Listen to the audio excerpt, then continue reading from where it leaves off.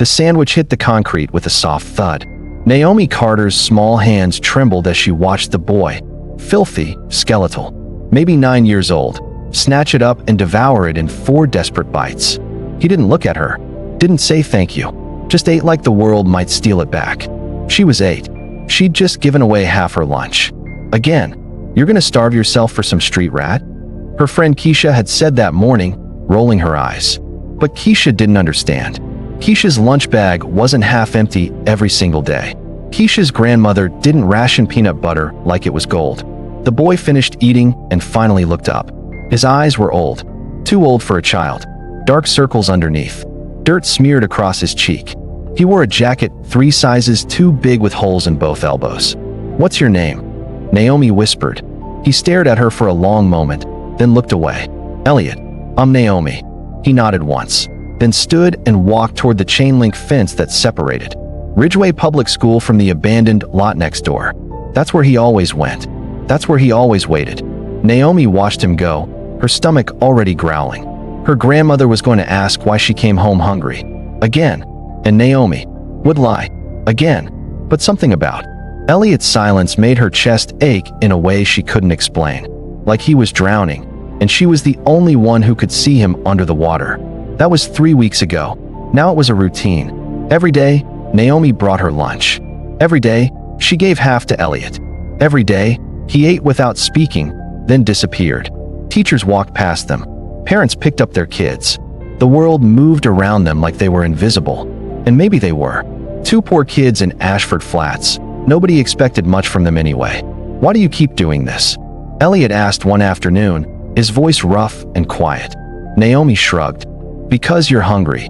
So are you. Not like you." Elliot looked down at his hands. They were scraped and dirty, fingernails chewed to nothing. "You shouldn't waste food on me. It's not wasting if you need it." He shook his head slowly. "You don't know me." "I know you're hungry," Naomi said simply. "That's enough." Something shifted in Elliot's face. Not quite a smile, but close. Like he'd forgotten what kindness looked like and was just now remembering. The next day, it rained. Hard. The kind of rain that soaked through jackets and turned dirt into mud. Most kids stayed inside during lunch, huddled in the cafeteria or hallways. But Naomi went outside anyway, clutching her paper bag under her coat. Elliot was there, drenched, shivering, sitting against the fence, like he had nowhere else to go. "You're gonna get sick," Naomi said, sitting down beside him. "Already am," Elliot muttered. She pulled out half her sandwich, peanut butter and jelly, same as always, and handed it to him. He took it with shaking hands. "Where do you live?" Naomi asked. Elliot didn't answer, just chewed slowly, staring at nothing. "Do you have a mom?" "A dad. Had a mom," Elliot said quietly. "She's gone." "Gone where?" "Just gone." His voice cracked. "They put me in a group home. I ran away." Naomi's eyes widened. "You ran away?" "3 times." Elliot wiped rain from his face. "They keep sending me back. But I keep leaving." "Why?" "Because they don't care." His jaw tightened. "Nobody does." Naomi reached into her coat pocket and pulled out a thin red ribbon, the one her grandmother had tied in her hair that morning. She unwound it carefully, then leaned over and tied it around Elliot's wrist. "What are you doing?" he asked, startled. "So you don't forget," Naomi said. "So you remember somebody cares." Elliot stared at the ribbon like it was made of fire. His lips trembled. "Why?" "Because you matter," Naomi said firmly, "even if nobody else sees it." Elliot's eyes filled with tears. He blinked them away quickly, ashamed. "I don't have anything to give you. I don't need anything." "But his voice broke. "I can't just take and take in." "Then promise me something," Naomi interrupted. "What?" "Promise you'll come back," she said. "One day, when you're older, when things are better. Promise you'll come back and find me." Elliot looked at her like she'd just asked him to move a mountain. "Why would you want that?" "Because I want to know you made it," Naomi said. "I want to know you're okay." He stared at the ribbon on his wrist, then at her, then back at the ribbon. "I promise," he whispered. The next Monday, Elliot didn't show up. Naomi waited by the fence with her lunch untouched. Waited through recess. Waited through dismissal. Waited until her grandmother came looking for her, worried and frustrated. "That boy's gone, baby," her grandmother said gently. "You can't keep waiting for people who leave." But Naomi kept waiting. For 3 days. A week. 2 weeks. Finally, she overheard two teachers talking in the hallway. That Reed boy got picked up by social services. They're placing him somewhere upstate, I think. Good. He was a distraction. Naomi's chest felt like it caved in. He was gone. No goodbye. No warning. Just gone. She stopped bringing 2 halves of lunch. Started eating alone. Stopped looking at the fence. But at night, when her grandmother thought she was asleep, Naomi cried into her pillow and wondered if Elliot still had the ribbon. If he remembered. If promises made by children ever really meant anything. 16 years later, Naomi Carter Lewis stood in front of a crowded community center, arms crossed, glaring at the man on stage. "Let me be clear," she said, her voice cutting through the murmurs. "We don't need another developer pretending to care about Ashford Flats. We need actual investment, actual resources, not luxury condos nobody here can afford." The man on stage, tall, sharply dressed, mid-30s, watched her with unsettling calm.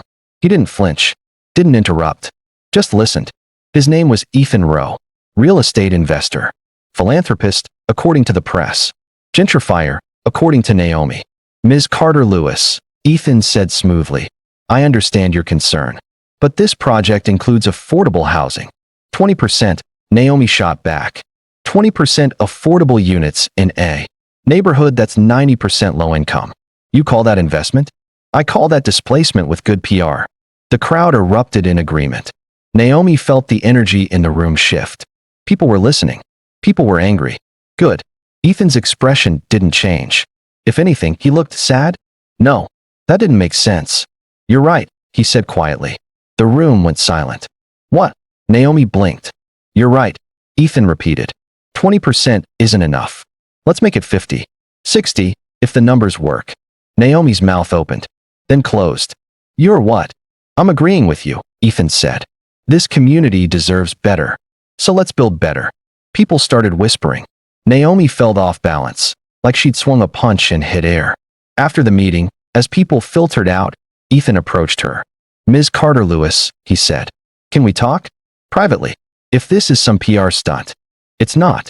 His voice was steady. "Serious. Please. 5 minutes." Against her better judgment, Naomi followed him outside. They stood under a streetlight. Ethan looked at her, really looked, and something in his expression made her uneasy. "Do you remember Ridgeway Public School?" he asked. Naomi frowned. "I went there as a kid." "What? Do you remember sharing your lunch?" Her heart stopped. "What did you just say?" Ethan reached into his jacket pocket and pulled out a small plastic bag. Inside was a faded, frayed red ribbon. Naomi's knees nearly buckled. "No," she whispered. "No, that's not. My name used to be Elliot Reed," he said quietly. "You gave me half your sandwich every day for 3 weeks. You tied this around my wrist and made me promise I'd come back." Naomi couldn't breathe, couldn't think. The world tilted. "It's you," she whispered. "It's really you." Ethan nodded. His eyes were wet. "I kept the promise." She didn't know who moved first, but suddenly they were hugging, tight, desperate, like two people who'd been lost at sea and just found shore. "I thought you were dead," Naomi choked out. I almost was," Ethan said, his voice breaking. "But I wasn't. Because of you." They stood there under the streetlight, two adults holding on to a memory that had shaped everything. When they finally pulled apart, Naomi wiped her eyes. "Why didn't you find me sooner?" "I tried," Ethan admitted. "But I didn't know your last name. Didn't know where you went. I just knew." He gestured around. "I knew you were from here. So I came back. I bought land. I started building, hoping I'd find you." "You bought land to find me?" "I bought land to honor you," Ethan corrected. "Everything I built because you showed me I mattered. And I wanted to show other kids the same thing." Naomi stared at him. "That's why you're doing this. The housing project. Part of it." Ethan looked at the ribbon in his hand. "I want to build something that actually helps. Not just profit. Not just optics. Real help. For kids like I was." Naomi's mind raced. "Then let's do it right. Let's build something that doesn't push people out. She stopped, overwhelmed. "Let's build it together," Ethan said. And for the first time in years, Naomi felt hope crack open her chest. Over the next 6 months, they worked side by side. Naomi brought community insight. Ethan brought resources. They fought constantly, over budgets, timelines, priorities. Ethan wanted scale. Naomi wanted integrity. Ethan trusted systems. Naomi trusted people. You can't just throw money at trauma and call it solved. Naomi snapped during one particularly heated meeting. And you can't help people if you don't have infrastructure. Ethan shot back. They stared each other down across the table. Then Naomi sighed. We need therapy services. Real ones. Not contracted through some agency that doesn't understand this community. Ethan nodded slowly. Agreed. But we also need housing first. People can't heal if they're sleeping on the street. Then we do both. Both costs more. Then find more money. Ethan smiled despite himself. You're impossible. And you're stubborn. Good thing we're on the same side. They called it the Thread Project. A network of transitional housing, mental health services, job training, and mentorship for youth aging out of foster care. Naomi insisted it be led by people who'd lived it. No saviors. No outsiders parachuting in with solutions. Ethan agreed. Even when it meant stepping back. Even when it meant his name wasn't on everything. But not everyone was happy. A local politician accused them of wasting taxpayer money. A rival developer launched a smear campaign, claiming Ethan was using the project to dodge taxes. The press turned vicious. Ethan sat in Naomi's office, head in his hands. Maybe I should pull out. This is hurting the project. Don't you dare, Naomi said fiercely. Don't you dare abandon this. I'm trying to protect it. By running. Naomi's voice cracked. You promised me you'd come back. You did. Don't leave again. Ethan looked up at her, stricken. I'm not leaving you. I'm trying to save this. Then fight, Naomi said. Fight like you did when you were 9 years old and had nothing. Fight like your life depends on it. Because theirs does. She pointed toward the window. Toward the streets where kids like Elliot still waited by fences. Invisible and hungry. Ethan's jaw tightened. Okay. We fight. And they did. They went public with their story. Not for sympathy, but for truth. Naomi stood in front of cameras and said, this man survived because one child chose kindness. Now we're choosing it again. For everyone. The smear campaign crumbled. Donations poured in. The Thread Project broke ground. 2 years later, Naomi and Ethan stood by the fence at Ridgeway Public School.